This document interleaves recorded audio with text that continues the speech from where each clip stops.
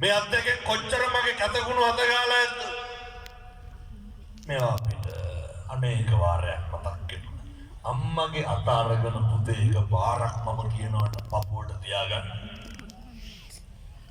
මේ අම්මා කියන හැඟීම ඇති වෙන්න ඕන. මේ අත් දෙකෙන් කොච්චර මගේ රෙදි හොදලා ඇද්ද? මේ අත් දෙකෙන් කොච්චර බත් කවලා ඇද්ද? උයලා පිහලා ඇද්ද?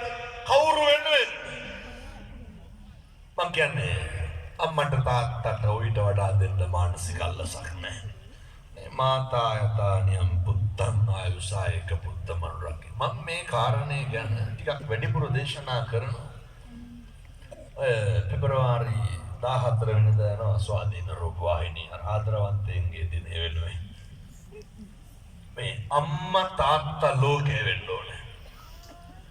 අම්මා තාත්තා මෙහෙම තැනක තියන්න ඕනේ වුණා ලෝකික රටක නූතන